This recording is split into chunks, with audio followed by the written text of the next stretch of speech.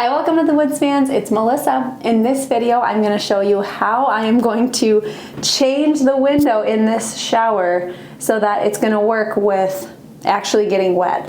Now, right now it's like a wooden window and there's just a tub, there's no shower, but I want to add a shower in this bathroom. And if you have a window inside a shower, you know that a lot of problems can arise.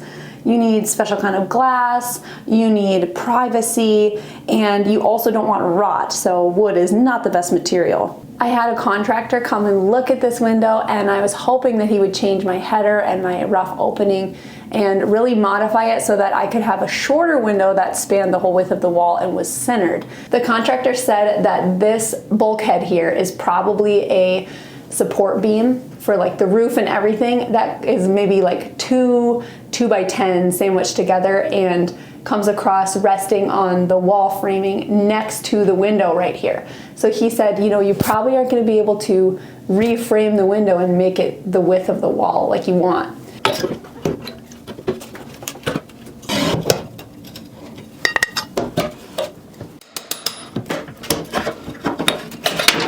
Please excuse the respirator face. Now I'm taking the drywall off around the window.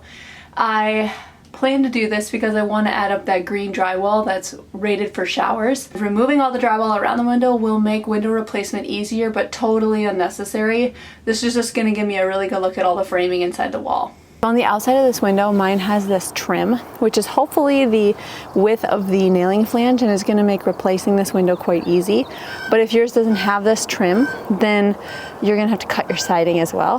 Right now I'm coming in with a utility knife and I'm cutting the caulk along this piece of trim.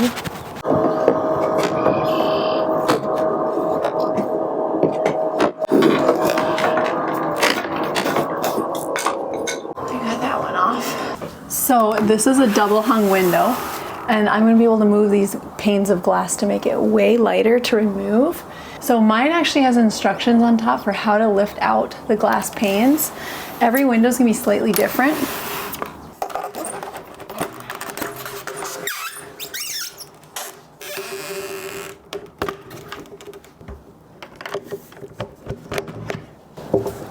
Just like that. Yes! Now my window's not going to be nearly so heavy to try and take out. The whole thing is a little bit wiggly actually.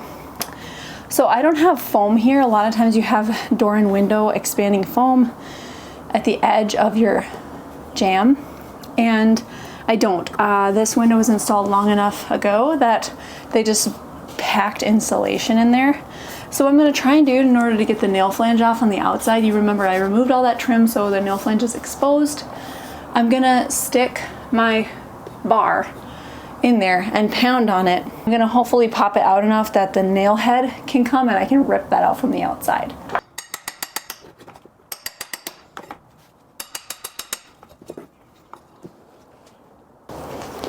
Because it's plastic, it's just bending, so I'm gonna have no choice but to cut the nail flange. That's okay, I think I'll still be able to get it off and out of the way.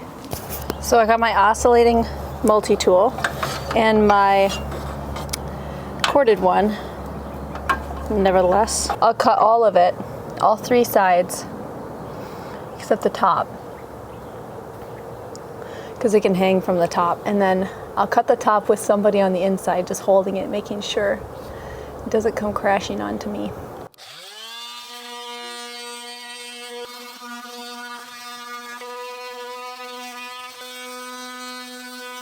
Now that the nail flange is gone and I took off the flashing tape at the bottom that was like to direct water out off the sill, I'm gonna add more blocking because the window I'm putting in is smaller. I measured the same width, but I cut blocking to measure for the height as well.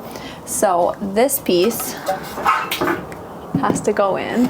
I drilled pocket holes again to screw them in at an angle. On this one I'm screwing into the existing sill plate, and so I put a screw both directions just to make it a little stronger. Whoever put this window in originally really shouldn't have done this. They like cut into this huge beam that's supporting like a lot of stuff. I don't know why they cut into this beam. It was bad news, but we're just gonna have to work with what it is now. I mean, the damage is already done, so.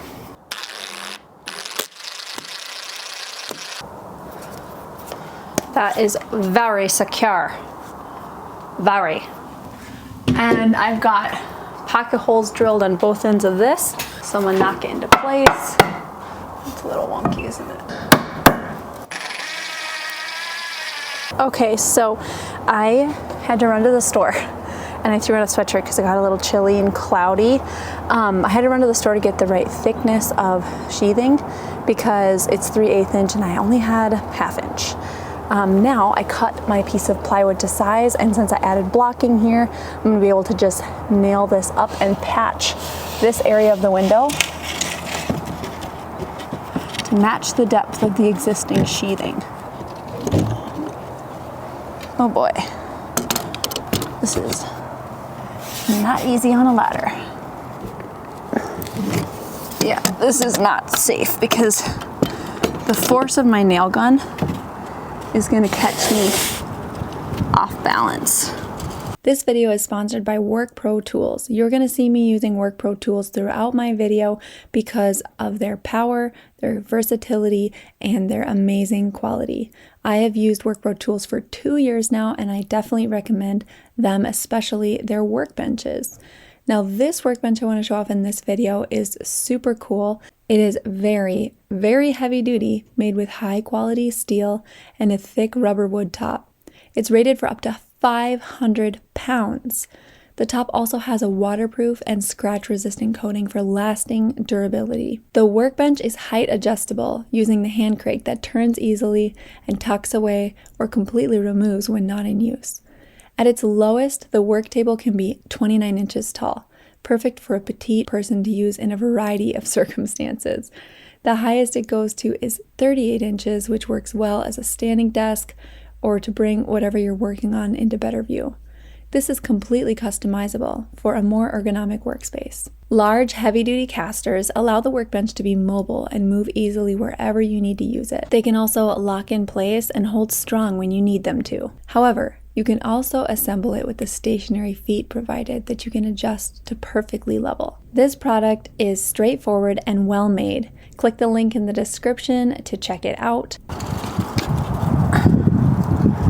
Maybe if I do like this, there we go. There we go. Okay. I got one corner in.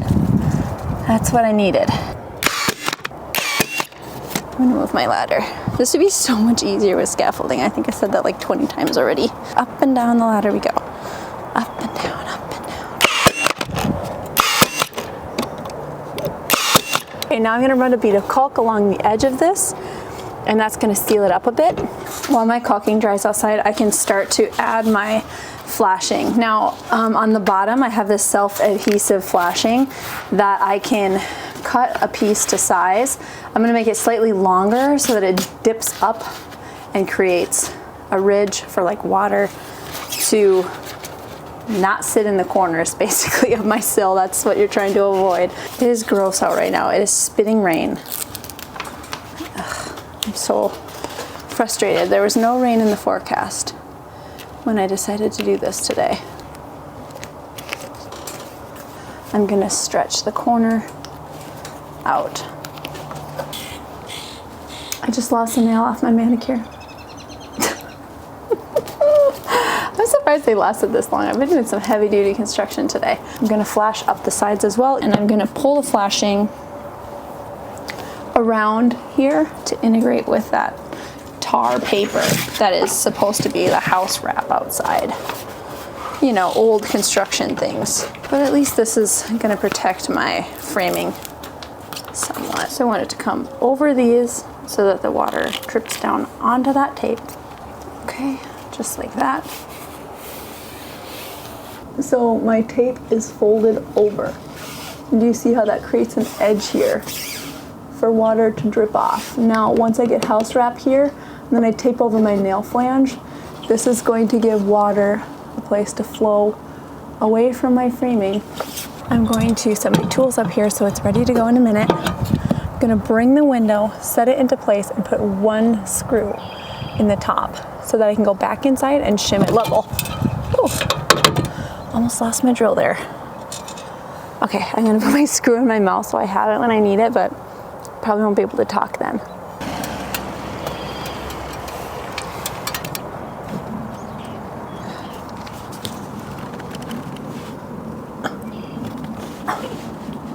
Oh God.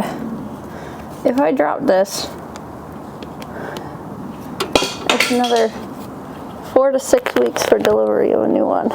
Oh, this is a 2-person job. This is a 2-person job, especially up in the air like this. Like, what was I thinking? Okay. Bring it down.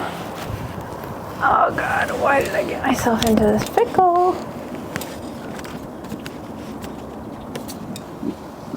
Why did I get myself into this pickle? Okay. Definitely a 2-person job. Oh, okay. Don't drop the window. Don't fall and die.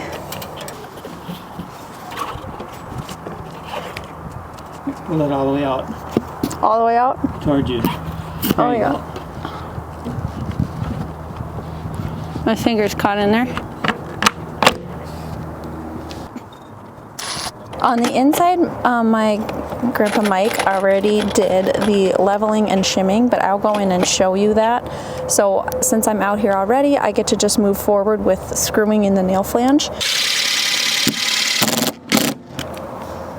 So before screwing in on the outside, you do need to make sure you shim up in here and have even spacing throughout. So mine has about an inch gap on top, 1/2 inch gap on the bottom, and 1/2 inch gap all the way around. It's just perfect. And I shim up directly below these instead of in the middle, because that's going to cause the window to bow. But if you shim under here, the window will be supported and it will stay square. You just want to make sure before you screw in that the whole thing is perfectly level. And that looks great. This is how far I got yesterday on this window, and I feel pretty good about it. I got my plywood that I patched in, sealed with caulk around the edges, and I'm going to now do house wrap and add more flashing. And ideally you're creating a lap. So I should have probably wrapped this plywood before getting this flashing tape on, but I'm just gonna try and kind of shove it underneath there. Things have to overlap so that it's watertight and the water can shed. So I was able to force up the lip of my flashing tape that I put underneath the windowsill to get the house wrap underneath there, which is great. Now I'm going to start stapling in place. I'm putting a staple in every 6 inches.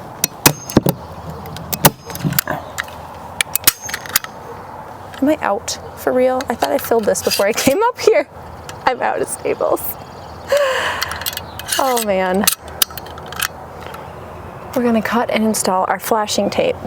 Now I don't need flashing tape here because I got this house wrap to overlap the tar paper that's on this house, and I can't really get flashing on the sides, but I can try.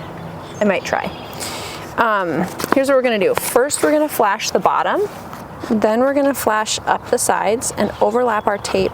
Then we're gonna flash along the top because that's the most likely where rain will get in and run down. Gotta work with gravity, you know. I'm covering the entire nail flange and down over the house wrap. The other piece of this will probably work for the other side. In fact, I'm sure it will. There we go. Okay, I have it high enough that my top piece can overlap it and low enough that it overlaps my bottom piece of flashing. Now let's see if this is gonna fit.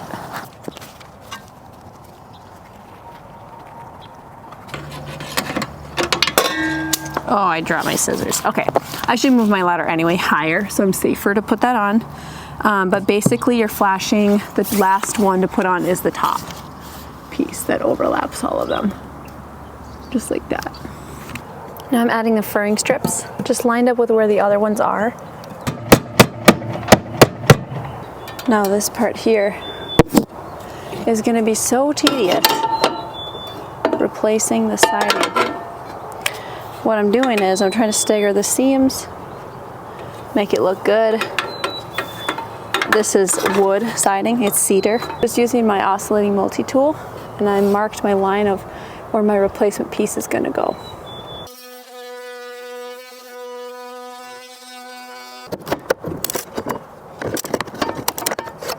The siding that they sell in the store that's replacement for this cedar is so much thinner than what this is. So I am using siding that I took off from when I did the door, when I removed that door from the kitchen area. It's just a lot more substantial, you know?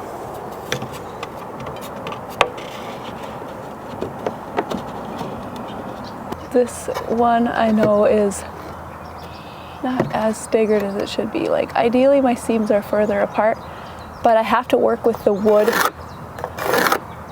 that I have to use to replace this. And this is as good as it's gonna be, you know? I am so concentrated up here, you guys, because I'm like scared of making a mistake or falling down.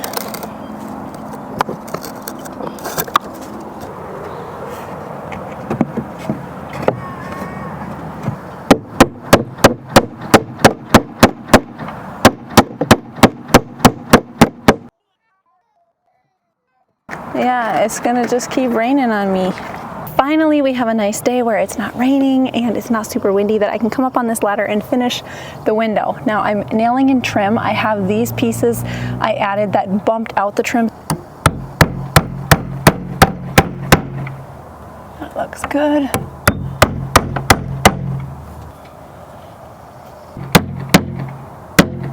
So ideally I would have a drip edge up here that would catch any water and force it out. I am not adding a drip edge because none of the windows on this house have a drip edge, and this siding we don't anticipate keeping for more than 10 years. So the top piece goes all the way across, the side pieces come down below that and extend beyond the bottom piece.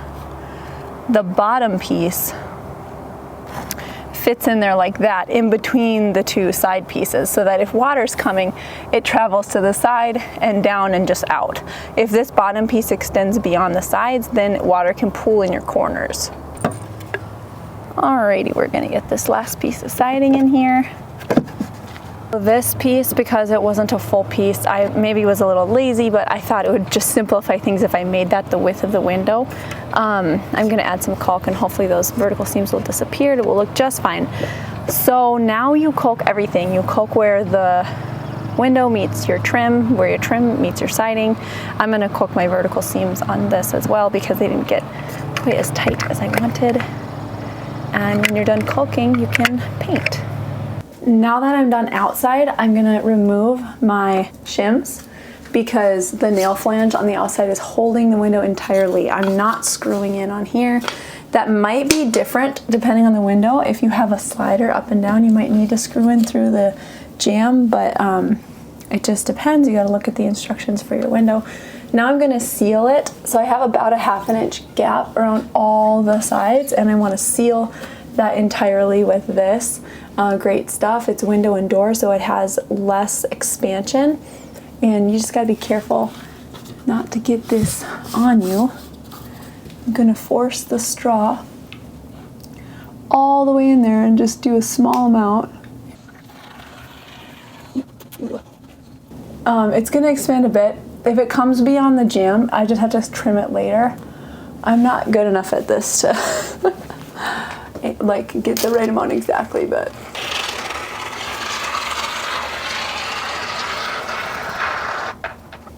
now if you can get a continuous flow, that's the best because then there's no like accidental gaps. So I'm actually going to go with a second coat as soon as this is set up a bit. And you can speed setting up your great stuff by spritzing it with water. I'm just going to give it a second. Try to get a really nice and even flow. There we go. Oh my gosh, I can't believe I did that. So I'm not gonna show you the inside because I have not finished drywalling, but out here it turned out so good. I can't believe I replaced a window. I should say though that this video is meant to empower you to do your own research and tackle DIYs you thought you might not be able to do. That is what happened in this situation. I did a lot of research to be able to do this myself, but I'm not a professional, and you should definitely learn as much as you can before tackling something like this. I hope that I inspired you in this video, and I cannot wait to continue on this bathroom renovation. Now that the window's in, I get to start tiling the shower, reinstall the vanity, the wall treatment. There's so much to come. Thank you so much for watching Welcome to the Woods. If you would like to support me as a creator, you can check out my Patreon page or follow me on other channels like TikTok, Instagram, Facebook. They're all linked below. And you can subscribe and hit the notifications bell to follow along my bathroom remodel. We'll catch you again next time. Bye-bye.